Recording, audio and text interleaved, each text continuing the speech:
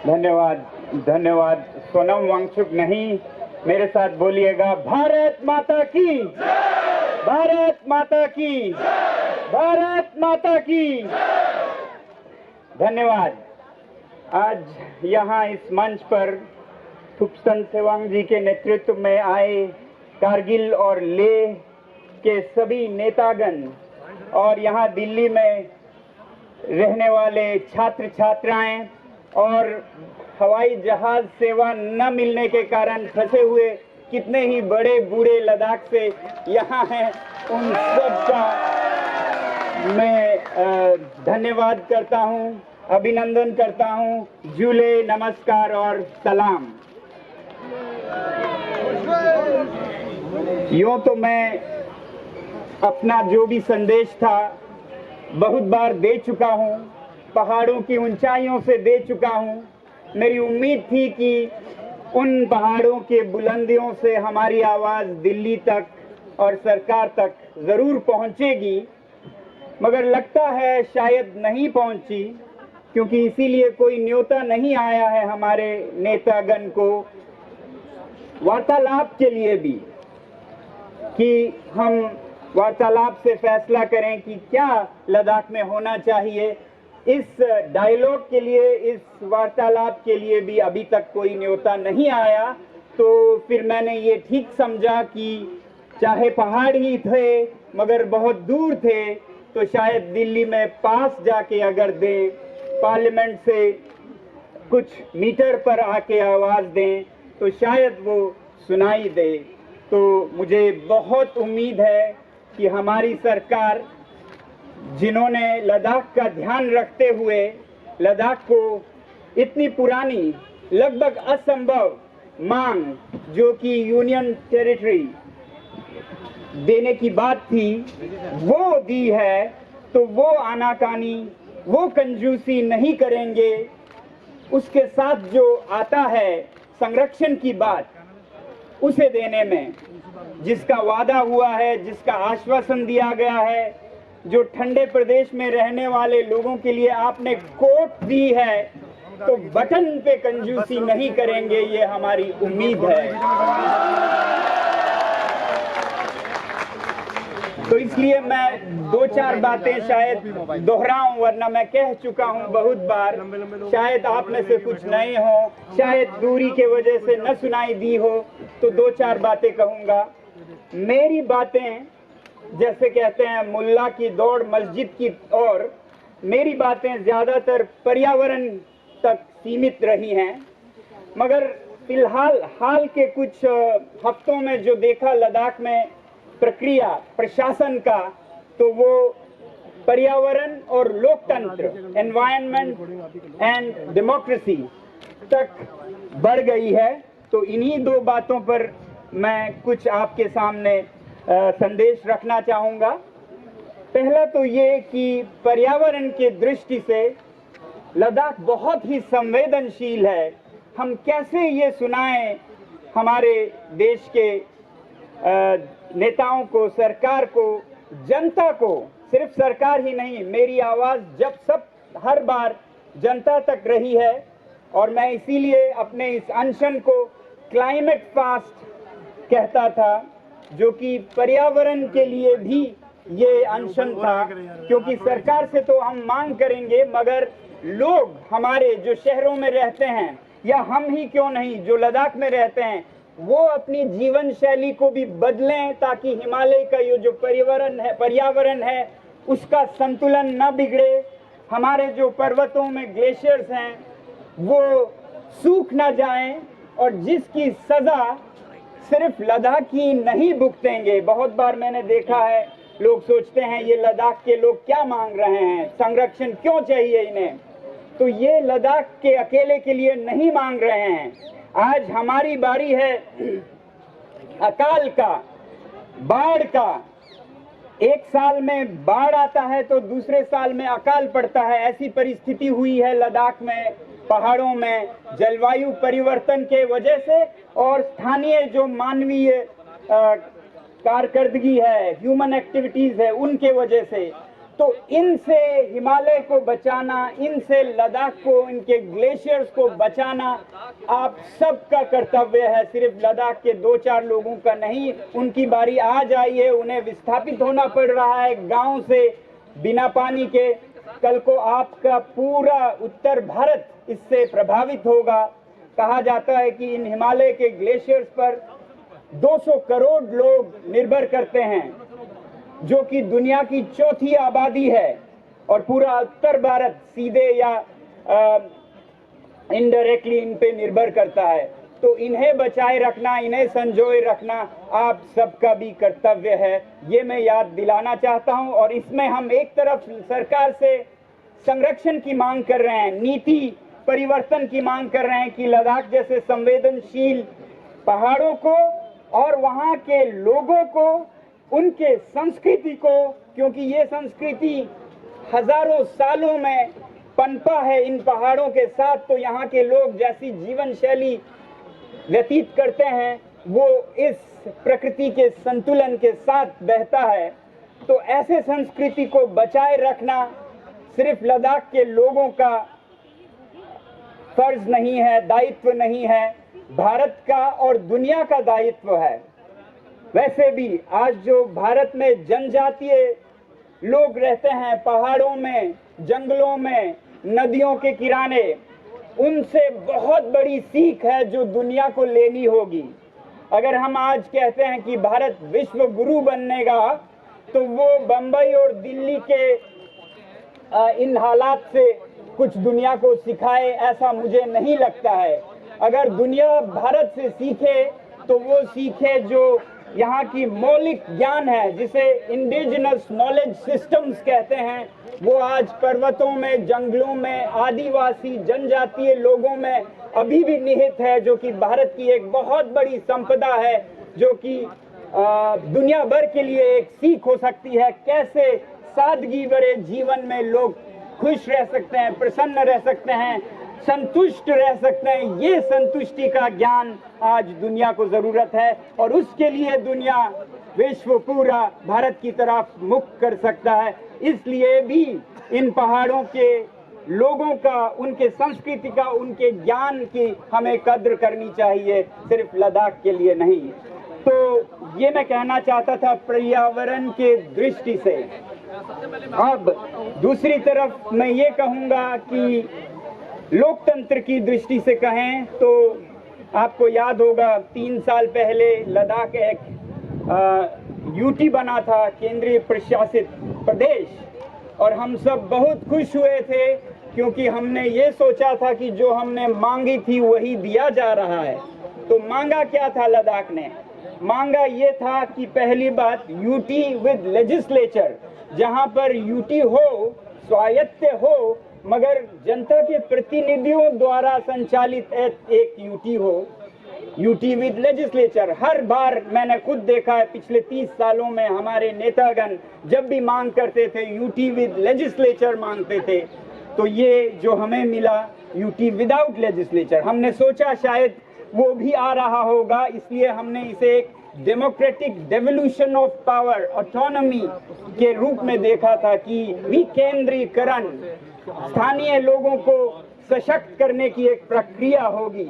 मगर बाद में हमें पता चला ये तो केंद्रीयकरण था। यहाँ तो जो हमारे कुछ प्रतिनिधि जाते थे जम्मू कश्मीर में, 4 MLA और 2 शायद MLC, वो भी समाप्त हुए, वो 0 पे पहुंच गया।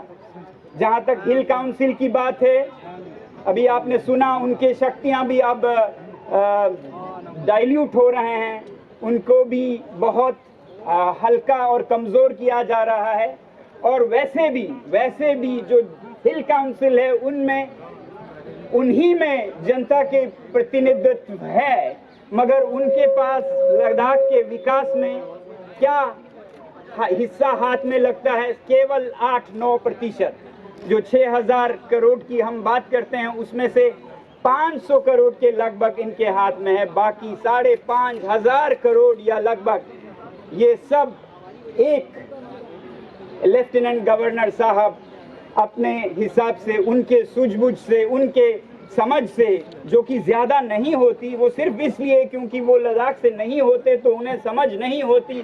3-4 साल लगते हैं समझने में और 3-4 साल में उनके जाने का वक्त हो जाता है और कोई नया न समझ आके फिर समझना शुरू करें। तो ये हालत है लद्दाख के प्रशासन का। ये विकेंद्रीकरण नहीं था, ये एक केंद्रीयकरण निकला। इसका हमें बहुत दुख है और हम उम्मीद करते हैं देर है अंधेर नहीं है कि लद्दाख को यूटी विद लेजिस्लेशन ज़रूर देंगे। जैसा जम्मू कश्मीर में स्टेटहुड बहाल करेंगे तो लद्दाख में स्टेटहुड क्यों नहीं? लद्दाख ने क्या गुनाह किया है कि वो स्टेटहुड के काबिल नहीं है? तो आज लद्दाख के लोग हालात को देखते हुए फुल स्टेटहुड की मांग कर रहे हैं और मैं नहीं समझता हूं कि वो कोई गलत कर रहे हैं।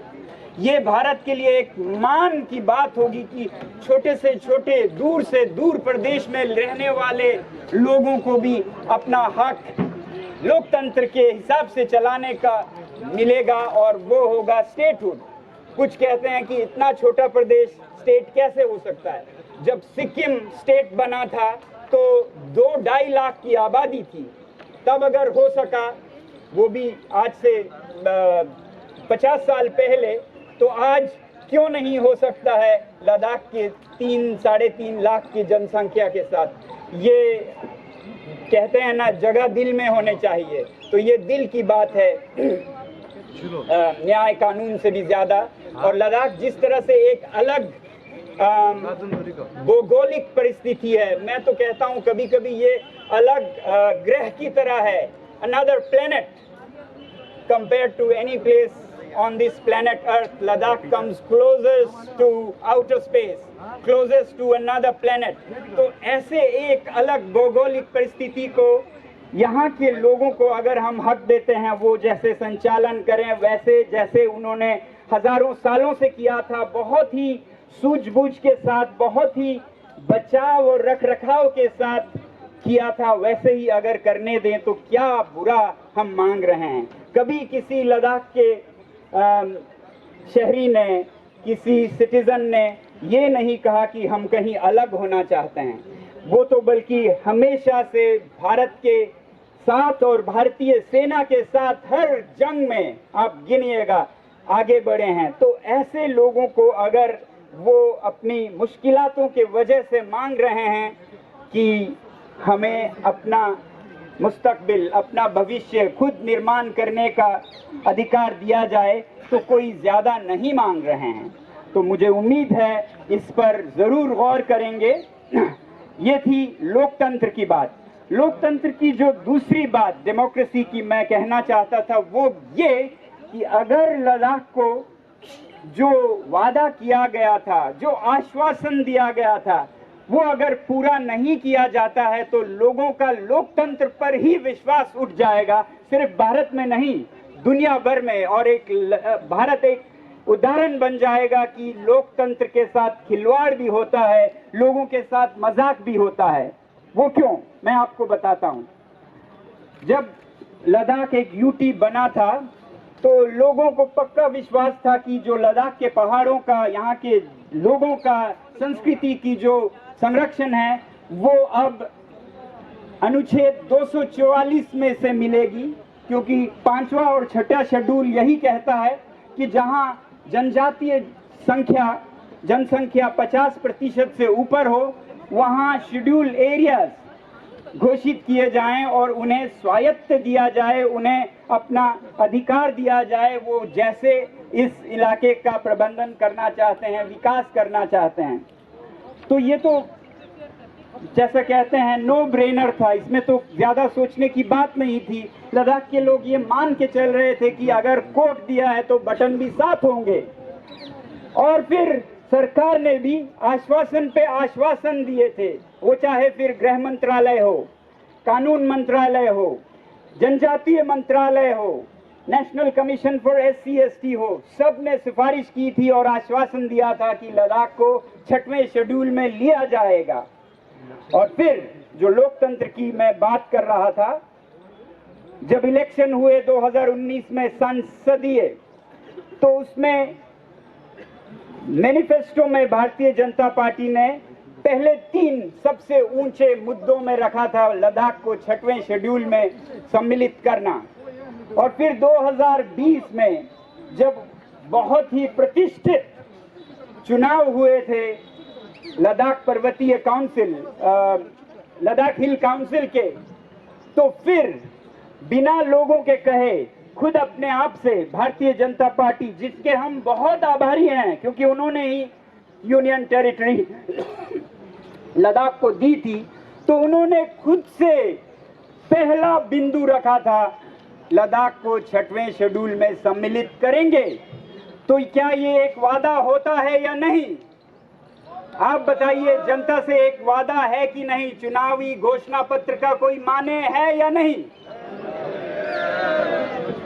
मुझे यकीन है कि भारत में ही नहीं पूरे दुनिया में जब एक सरकार, जब एक पार्टी जनता को ये लिख के देते हैं कि आपके साथ पहला वादा हमारा 6वें शेड्यूल में आपको सम्मिलित करना है, तो लोग उस पे विश्वास करते हैं और लोग लोकतंत्र पे विश्वास करते हैं और हमारे चुने हुए नेताओं पर विश्वास करते हैं। तो यही विश्वास लद्दाख ने भी की और भारी बहुमत से भारतीय जनता पार्टी को जीतने का अवसर दिया। और ये हक था क्योंकि उन्होंने ही लद्दाख को यूनियन टेरिटरी दी थी और जिसके लिए हर बच्चा आभारी था। मगर दुख इस बात का नहीं है कि उन्होंने ये बिंदु एजेंडा में, मैनिफेस्टो में सबसे ऊपर रखा। दुख और हैरानी, शौक इस बात का है कि धीरे धीरे वो लुप्त होने लगा हमारे वार्तालाप में से। 6 शेड्यूल की बात नहीं, खत्म होने लगा। और फिर कहते हैं ना, रफ्ता रफ्ता वो मेरे हस्ती का सामा हो गए, पहले गुल फिर गुल बदन फिर गुल बदामा हो गए। तो पहले वादा, फिर खामोशी, फिर एक जुर्म बन गया 6 शेड्यूल बोलना। तो आज ऐसी हालत है कि अगर लद्दाख में आप कोई युवा हैं और कहीं 6 शेड्यूल बोल दें तो आप हिरासत में पहुंच जाते हैं। तो ये वादा जुर्म कैसे बन गया, ये हमें समझ नहीं आई। तो ये हम दुनिया को ये चरित्र नहीं दिखाना चाहते हैं सबसे बड़ी लोकतंत्र का दुनिया में, जो जनता से एक बार वादा करे तो हम उम्मीद करते हैं उसे निभाया भी जाएगा। और मुझे अभी भी उम्मीद है कि इसे निभाया जाएगा, नहीं तो लोगों का लोकतंत्र से विश्वास उठ जाएगा। क्योंकि अगर 6 शेड्यूल बोलना इतना गुनाह होता, पाप होता, जुर्म होता, तो पहले ही वो पहले बिंदु नहीं बनाते मैनिफेस्टो में। उनको पूरी छूट थी, किसी ने जबरदस्ती नहीं कराया था, तो पहले बिंदु में नहीं रखते। तभी कहते ये आपको नहीं मिलेगा, हम आपसे वादा नहीं कर रहे हैं। वादा करना फिर ना निभाना, ये कहाँ की लोकतंत्र है, ये हम सवाल करना चाहते हैं। तो इसलिए जब मैं देखता हूँ कभी सोशल मीडिया पर कुछ लोग मुझसे सवाल करते हैं कि आप ये 6 शेड्यूल क्यों मांग रहे हैं, ये तो गलत है, आप दिल्ली में, हरियाणा में घूम सकते हैं, मगर हम आपके वहाँ क्यों नहीं जो मन चाहे कर सकते हैं। तो पहली बात तो मैं ये कहना चाहूँगा कि ये कोई जुर्म नहीं था, ये वादा हमसे किया गया था हमारे नेताओं ने, तो हम उसी वादे को याद दिला रहे हैं और कुछ ज्यादा न कम बोल रहे हैं, बस आपके ही वादे को याद दिला रहे हैं। दूसरी बात,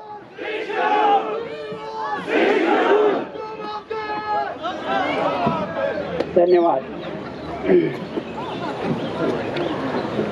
दूसरी बात, हम ये चाहते हैं कि जो लद्दाख के साथ वादा किया था उसका बहुत ही जल्द हमें उम्मीद है कि आने वाले संसद का जो अधिवेशन होगा उसमें हमारे नेतागण ज़रूर रखेंगे। इसीलिए मैं कह रहा था कि हमारी उम्मीद खत्म नहीं हुई है, देर हो सकती है, अंधेर नहीं होगी, ऐसा हमारा उम्मीद है। तो लोकतंत्र के हिसाब से मैं यही कहना चाहता था कि हम एक लोकतंत्र की अच्छी मिसाल रखें दुनिया के सामने कि भारत में जो चुनाव होते हैं उसकी एक गरिमा है, उसका एक छवि है और उस पर हमारे नेता चलते हैं और हम उम्मीद लगाए बैठेंगे कि वो जल्द से जल्द इसे सच्चाई में बदलेंगे।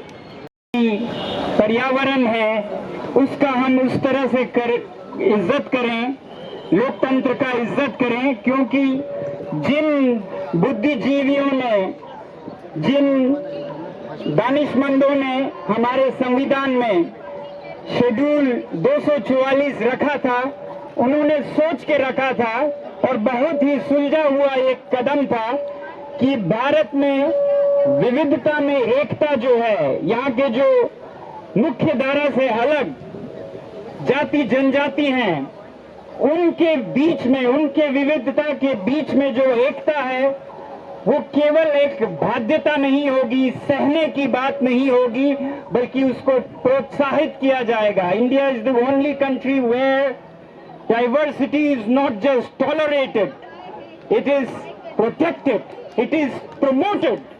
तो ऐसा समझ और सूझबूझ के साथ हमारे संस्थापकों ने, जिन्होंने संविधान को बनाया, ऐसे अनुच्छेद रखे जिससे कि ऐसे जनजातियों को संरक्षित रखा जाए, तो उसका हमें इज्जत करना चाहिए। उसमें हमें कंजूसी करके छोटा नहीं बनना चाहिए। और वैसे भी ऐसे संवेदनशील जनजातियों को आप हरियाणा या लखनऊ से तुलना नहीं कर सकते हैं।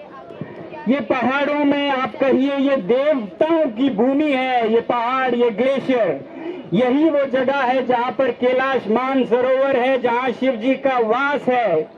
तो इन जगहों पे आप खिलवाड़ करें, मनमानी करें, उद्योग के नाम पे, खनन के नाम पे, ये एक छेड़खानी होगी देवों की इन हिमालयों से। तो आपने देखा होगा किसी भी गांव में ऐसे जगह होते हैं जो इन खिलवाड़ों से वंचित रखे जाते हैं। ये हमारे चश्मे का स्रोत है, ये हमारा मंदिर है, जहां भी आप चाहें कुछ कीजिए मगर यहाँ न कीजिएगा। तो भारत के लिए लद्दाख और हिमालय वैसे ही देवताओं के एक मंदिर की तरह है, जहां पर आप लखनऊ या चंडीगढ़ या कलकत्ता से आके अगर खिलवाड़ करें तो वो पाप होगा, वो इसकी संतुलन को बिगाड़ देगी। तो इसलिए भी हमें इन हिमालयों को, लद्दाख को संरक्षित रखना चाहिए। और लोकतंत्र की बात करें तो ये निहित है हमारे संविधान में। अगर 50% से ज्यादा को ये हक है तो लद्दाख का तो हक वैसे ही बनता है जैसे बताया गया था। तो ये मैं आप लोगों को याद दिलाना चाहता था कि भारत के जनजातियों को एक कमी, कमजोरी या छुपाने की बात न समझें, इसे गर्व से दुनिया को दिखाने की बात समझें, इनसे सीखने की जरूरत है। मैं अपने जनजातीय भाइयों की जो भावनाएं हैं वो सुमन जी के कविता में हर वक्त देखता हूँ। तो मैं आपको ये जाते जाते आपके साथ रखना चाहूंगा। हम पंछी उन्मुक्त गगन के पिंजर बद ना गा पाएंगे, हम हैं परिंदे free birds of the free skies, हम आपके पिंजरों में बंद नहीं रह पाएंगे। कहीं बली है कटुक निबोरी कनक कटोरी की मैदा से, हमारे जो कड़वे फल जो हम इधर उधर से बटोर के खाते हैं वो बेहतर है आपके सोने की कटोरी में दिए गए कॉमर्स और बिजनेस और इंडस्ट्री से। लद्दाख के लोग पैसे के पीछे नहीं है, वो साफ हवा, साफ पानी, साफ पहाड़ मांगते हैं। हम बहता जल पीने वाले मर जाएंगे भूखे प्यासे, कहीं बली है कटुक निबोरी कनक कटोरी की मैदा से। अब आगे आपके पास सीमाहीन शक्ति है, आप चाहें तो हमें बंद कर सकते हैं, नजर बंद कर सकते हैं, हाउस अरेस्ट कर सकते हैं, मगर हमारे पंख कमजोर हैं, पुलकित हैं, सॉफ्ट हैं। होगी सीमाहीन क्षितिज से इन पंखों की होड़ा होड़ी, या तो क्षितिज मिलन बन जाए या तंती सांसों की डोरी। या तो हम एक होकर भारत की इन संस्कृतियों को बचा पाएंगे या तंती सांसों की डोरी, या हम अपना जान उस रास्ते पर कुर्बान करेंगे। तो ये मैं याद दिलाना चाहूंगा और कहना चाहूंगा कि ये सांकेतिक अनशन था मेरा 5 दिन का। अगला जैसा मैं कह चुका हूं 10 दिन का होगा, फिर 15 दिन का होगा, फिर 20 दिन का होगा। या तो क्षितिज मिलन बन जाए या तंती सांसों की डोरी, यहीं तक हम चलेंगे। कभी कभी लोग कहते हैं, कभी कभी लोग मुझसे पूछते हैं, आपको दुनिया भर से इतने पुरस्कार मिले हैं, भारत की सरकार से नहीं मिला क्या? मैं कहता हूं क्यों नहीं मिला, बहुत मिला है, बहुत मिला है, मगर मेरे पुरस्कारों को FIR कहते हैं, मेरे पुरस्कारों को एक्सप्लेनेशन कहते हैं।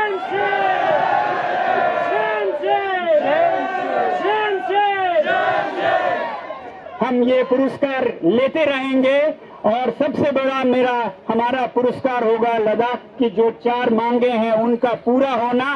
और धन्यवाद। और उन पुरस्कारों को चाहूंगा जीते जी पा सकूं, नहीं तो मरणोपरांत तो आप देंगे ही, ऐसा हमारी उम्मीद है। धन्यवाद।